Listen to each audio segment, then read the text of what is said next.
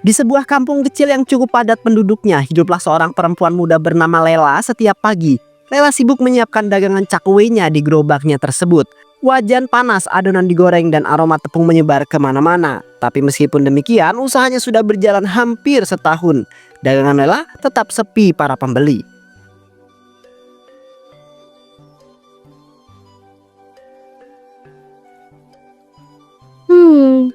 Padahal enak loh cakwe buatanku ini. Tapi kenapa ya orang-orang tetap pada beli cakwenya si Narti yang ada di Junggang? Padahal mah lebih mahal, 5.000 dapat 4 doang. Lah aku jualan 5.000 dapat 5. Namun tiba-tiba Bu Rani, tetangga yang sudah lama tinggal di kampung tersebut, datang lewat dan berhenti sejenak sambil melihat gerobaknya Lela. Lel, itu kok cakwenya warnanya kuning gitu sih? Kurang menarik dilihat. Gak kayak punya Bu Narti itu, putih, bersih, dan renyah banget. Apalagi kalau dipegang tuh, garingnya nendang.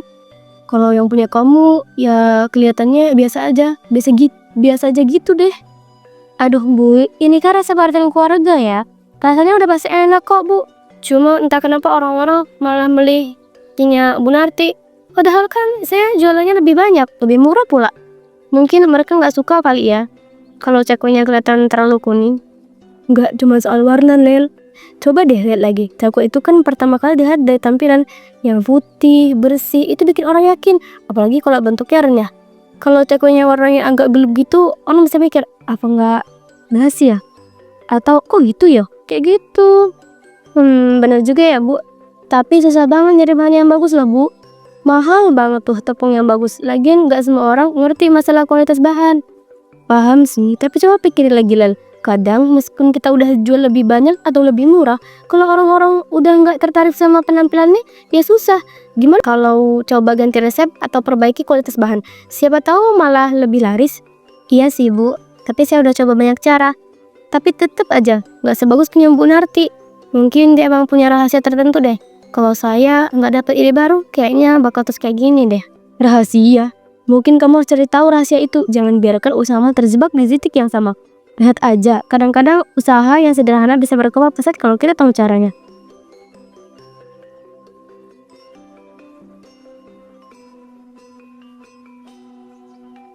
Setelah beberapa hari berlalu, Lela semakin merasa frustasi. Penjualannya masih tetap sepi, dan di sisi lain, Bu Narti semakin populer dengan kuenya yang putih, bersih, renyah, dan digemari oleh banyak orang. Lela tidak bisa menahan rasa penasaran dan mulai mempertanyakan bagaimana Bu Narti bisa mendapatkan hasil yang begitu sempurna. Apa sih rahasia Bu Narti? Bisa-bisanya cakwenya begitu cantik, semua orang beli tempat dia. Sedangkan aku, usaha sekeras apapun tetap aja nggak ada yang beli. Kenapa ya? Ya udah deh, hari ini aku bakal pergi belanja ke pasar. Siapa tahu di sini aku bakalan nemu bahan-bahan baru yang mungkin bisa memperbaiki kualitas cakwe buatan aku. Jalan-jalan santai aja lah, nggak usah terburu-buru.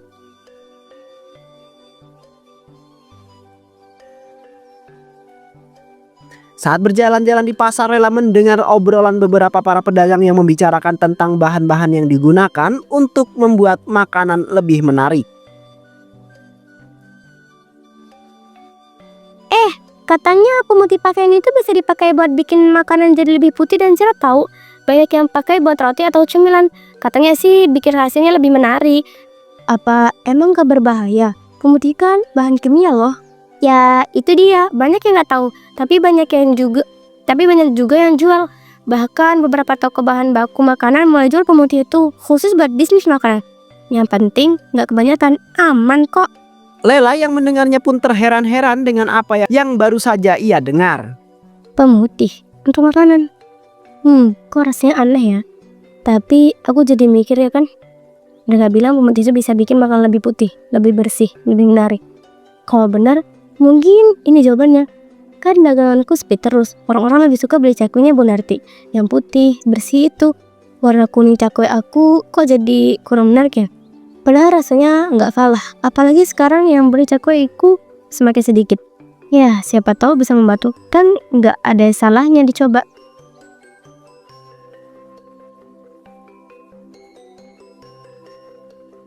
Sebenarnya ada nggak sih efek sampingnya? Jangan-jangan ini malah bahaya. Tapi kan banyak yang pakai. Mereka bilang aman kok, nggak kebanyakan juga katanya. Cuman buat sedikit, Kalau aku beli dan ternyata benar bisa bikin cakwe lebih putih, mungkin daganganku bisa laku. Semua orang kan suka yang putih bersih. Cakwe aku kan jadi lebih menarik di mata orang.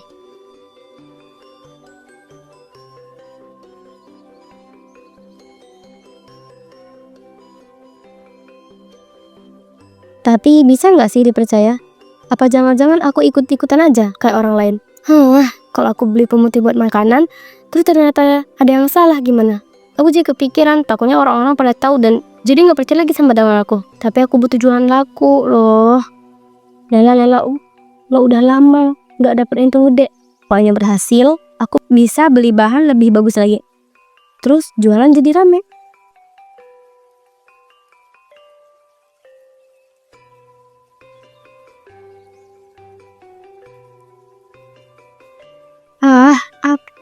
Apa yang harus aku lakukan? Kalau orang-orang tahu aku pakai pemutih, gimana ya? Tapi kalau aku gak coba, bisa terkesan begini. Kira sepi. Ya udah deh, coba aja dulu. Selagi nggak kebanyakan, gak apa-apa. Lagian bukannya banyak yang pakai pemutih buat kue dan roti juga. Aku harus cari tahu lebih banyak. Ya, aku akan beli. Tapi yang aman aja, jangan terlalu berlebihan. Gak apa-apa kan, gak apa-apa buat usaha. Ya udah, aku beli dulu. Kalau salah, ya aku yang tanggung jawab. Gimana pun ini bukan kebaikan usaha aku juga. Gimana pun ini buat kebaikan usaha aku juga.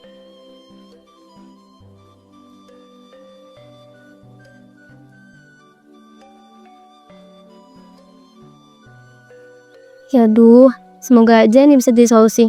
Kalau enggak, bisa-bisa nanti dagangku malah makin sepi. Dimanapun juga nggak ada salahnya coba. Ini kan juga buat usaha, ya nggak sih? Setelah beberapa hari merenung dan mencari informasi, Lela akhirnya memutuskan untuk pergi ke toko bahan kimia yang berada di pasar. Berjalan cepat, hatinya berdebar, ragu sekaligus penasaran. Ia tahu ini keputusan yang sangat beresiko, tapi perasaan butuh dan keinginannya untuk melihat dagangannya laku mengalahkan semua keraguannya. Entahlah, ini tempat yang nggak biasa banget. Tapi ya buat usaha, siapa tahu bermanfaat. Ini sih kayak toko bahan kimia banget ya. Masa ya sih aku mau beli sesuatu buat makanan di sini? Selamat siang Mbak, ada yang bisa saya bantu? Pak, saya butuh pemutih buat usaha laundry. Ada nggak ya? Yang cocok buat ini, yang cocok buat itu. Oh pemutih ya, tentu saja ada. Yang ini paling bagus buat laundry. Nggak perlu ragu, ini kualitas nomor 1, bisa dipakai buat segala macam pakaian dari baju kerja sampai selimut. Jadi ini aman untuk pakaian kan Pak? Saya kan pengen baju-baju yang saya cuci di laundry itu putih bersih. Jadi kalau bisa lebih cerah, lebih bagus. Tenang aja Mbak, ini udah teruji kok. Banyak orang yang pakai ini dan nggak ada masalah. Kalau ada laundry, ini pilihan yang terbaik. Tinggal sesuaikan takaran dan pakaian akan jadi lebih putih dan juga bersih. Jadi nggak ada efek sampingnya atau gimana gitu ya Pak? Jelas nggak ada masalah Mbak. Pokoknya kalau pakaian bisa bersih dan putih itu yang penting. Ini pemutih aman buat pakaian kok, jangan khawatir. Oh gitu ya. Jadi kalau takarannya yang pas nggak bakal ada masalah kan? Ya Mbak, kalau udah biasa pakai, ya Mbak kalau sudah biasa pakai pasti tahu takaran yang pas. Jangan khawatir deh, banyak yang udah pakai dan puas. 5 menit kemudian.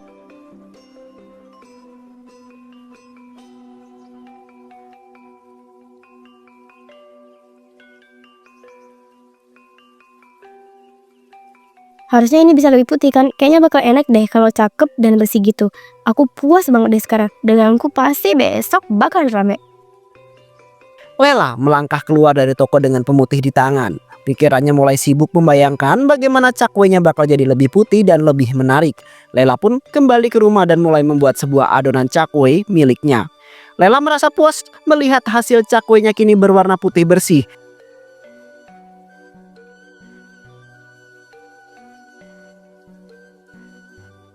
Beberapa hari kemudian, dagangannya mulai ramai, orang-orang mulai berdatangan karena penasaran dengan cakwe putih dan juga renyah yang dijual oleh Lela. Waduh Lela, ini cakwenya enak banget, putih dan renyah. Saya jadi ketagihan deh. Ini dong kalau jualan, tampilannya jadi menarik dan teksturnya renyah banget. Kamu udah bisa ngalahin cakwenya Bu Nati kalau begini. Saya jadi ketagihan banget. Iya kan? Alhamdulillah. Lebih baik Bu, saya memang sengaja bikin lebih beda biar lebih menarik pembeli.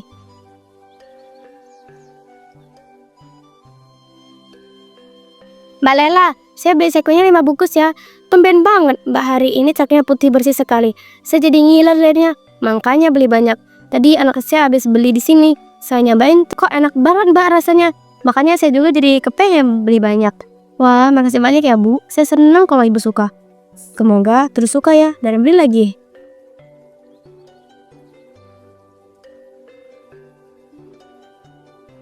Ini benar-benar beda Mbak. Jangan lupa kalau ada yang baru kabarin saya. Sekarang aja lebih enak banget. Anak-anak di rumah pasti senang banget nanti. Sekalian tambah ya Lel. Ini saya bawa pulang buat anak-anak di rumah. Mereka pasti senang banget kalau saya buat cakwe enak kayak gini. Lela merasa bangga setiap hari semakin banyak para pelanggan yang datang. Dia tak hanya merasa puas dengan hasil jualannya, namun juga sangat bahagia karena harga cakwenya yang lebih murah dibandingkan pesaingnya itu.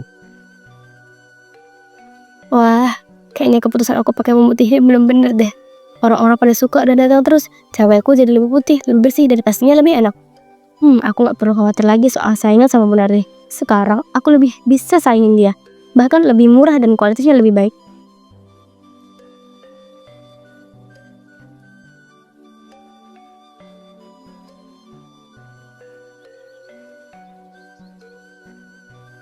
Gimana ya kalau terus pakai pemutih ini? Semua orang jadi suka, dagangan laris, dan banyak yang bilang kalau cakweku beda dari yang lain. Nggak ada masalah kan selama mereka senang. Lagian siapa bisa tahu kalau ini pakai pemutih? Semua orang pasti nggak akan mikir negatif tentang ini. Yang penting jualan laris dan mereka puas, kan?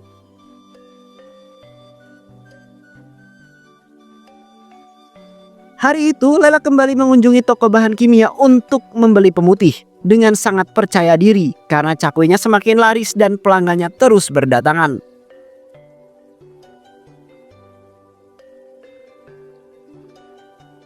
Pak, saya mau beli pemutih lagi ya, biar stoknya banyak, nggak kehabisan. Pasti Mbak, kalau gitu saya antarkan langsung ke alamat Mbak aja ya. Lebih gampang kan? Biasanya sih kita kirim ke tempat para pelanggan yang langganan. Boleh Pak, makasih banget. Jadi nggak usah repot-repot yang beli sendiri ya. Lagian jadi gampang kalau butuh lagi.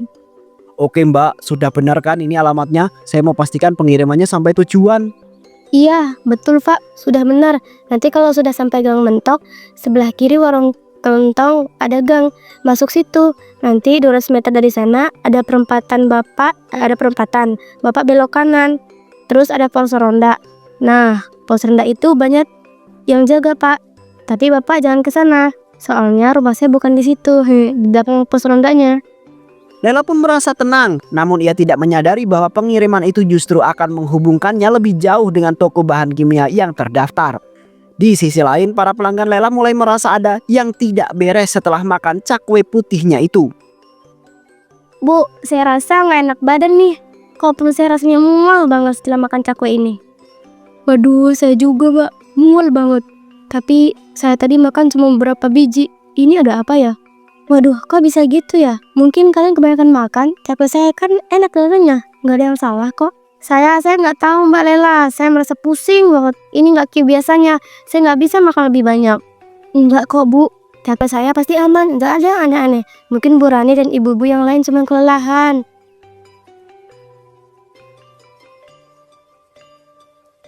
Beberapa warga sudah dibawa ke puskesmas karena mual hebat. Di sisi lain, Lela masih mencoba berjualan dengan sisa semangat yang tersisa. Mbak Lela beneran nggak pakai bahan aneh-aneh kan? Soalnya tadi dokter bilang katanya ada dikasih keracunan bahan kimia ringan. Ah, mana mungkin Bu. Saya masak bersih, beneran. Palingan minyak saya aja yang udah kepakai 2 hari. Tapi itu wajar kan? Minyak bekas bikin mual.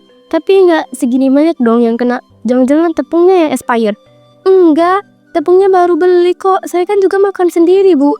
Kalau bahaya saya pasti ngerasa juga. Lela menunduk kepalanya penuh dengan pikiran. Ia tak tahu bahwa di sisi lain kota sebuah penggerebekan tengah berlangsung.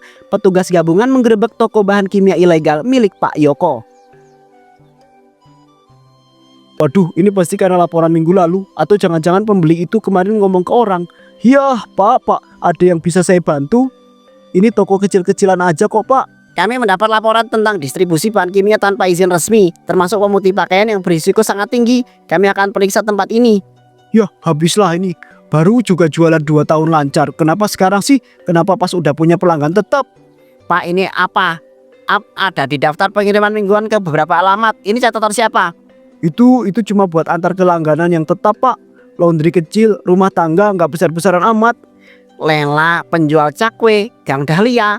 Ini pelanggan tetap juga Pak. Kalau bahan ini dipakai untuk makanan ini bisa jadi pelanggaran pidana berat loh Pak. Dan Mbak Lela ini apa Anda tahu pemutih ini untuk apa dia gunakan? Enggak tahu Pak. Dia bilang buat laundry. Saya cuma jual sesuai permintaan lagi. Sesuai permintaan. Lagian siapa saya tahu buat makan atau bukan.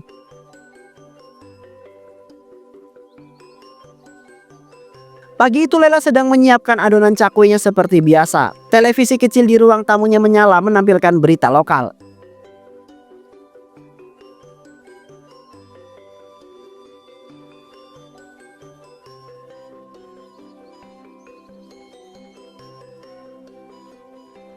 Telah dilakukan penggebrakan terhadap sebuah toko bahan kimia ilegal di kawasan Pasar Antar. Toko bernama Yuko Supplies diduga menjual pemutih pakaian berbahaya tanpa izin BPOM dan ditemukan bukti distribusi ke beberapa warga termasuk pelaku UMKM. Barang-barang yang ditemukan termasuk pemutih tekstil yang beresiko tinggi jika dikonsumsi. Beberapa catatan pengiriman ditemukan termasuk satu pelanggan bernama Lela. Yuko Supplies, itu kan tempat aku beli pemutih. Astaga, jangan-jangan aku. Lela, itu di berita jangan-jangan kamu ya, Lela, yang dimaksud. Itu toko kimia langgananmu kan? Hah? Enggak lah Bu, saya cuma beli buat nyuci serbet aja. Lah, masa dibilang pangkat tetap? Loh, katanya tiap minggu ada yang nganter ke rumah kamu. Tadi kurnya sepannya ke rumah saya. Dia bilang ini pesanan Mbak Lela, pemutih biasa. Kayak minggu lalu lah. Duh, mulut si kurir itu kenapa sih ngomong di depan orang? Lah Lela, kamu trending di grup WhatsApp RT. Itu screenshot berita tadi ada nama kamu loh. Pada nanyain, kamu jualan pakai pemutih itu ya? Ya ampun Bu Eni, netizen mah cepet-cepet banget nuduh. Saya kan nggak bodoh sampai pakai buat makanan. Itu buat lap dan serbet aja Bu. Tapi beberapa pelanggan kamu kemarin muntah Lel. Anak saya juga semalam diare. Dokter bilang kayak keracunan ringan. Kalau bukan dari cakwe, dari mana lagi? Ya elah Bu, mungkin anaknya jajannya di luar juga kali. Jangan semuanya dituduh ke saya. Lagian siapa yang bisa buktiin juga?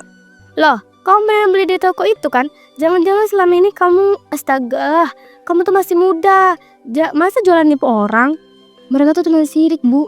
Cewekku tuh laku, putih, cantik, ya wajar aja laku keras. Kalau mereka pada cemburu, nggak usah main tuduh. Kerumunan mulai berbentuk di depan warung Lela. Beberapa ibu-ibu berdatangan, sebagian besar dengan wajah yang tegang, sebagian lagi penasaran. Lela, jujur aja, ini serius. Kalau kamu bener-bener pakai bahan yang nggak layak, kamu bisa masuk penjara, tahu nggak? Nggak mungkin ketahuan. Aku cuma pakai dikit kok, cuman biar putih aja. Semua orang suka, semua orang bilang enak. Kenapa sekarang malah nyalahin aku sih?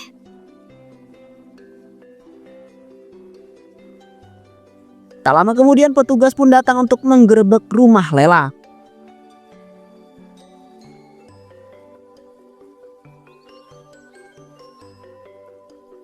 Ibu Lela, kami dari BPOM dan Satpol PP. Kami mendapat laporan distribusi pemutih ilegal ke alamat dari toko Yuko Supplies. Loh, kok semuanya jadi hancur berantakan begini sih? Aku cuma niat jualan cakwe aja. Biar cakwenya jadi putih bersih. Sedap dipandang. Biar cakwenya putih bersih, sedap dipandang. Siapa sangka aku malah terjerumus di bisnis ilegal pemutih pakai ini. Apa salahku? Ya ampun, aku segimana?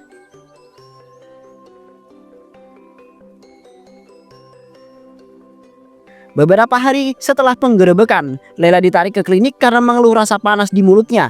Namun bukan panas biasa. Lidah Lela terus menjulur seperti cakwe yang digoreng. Terlalu lama, lidahnya kaku dan tidak dapat ditarik kembali.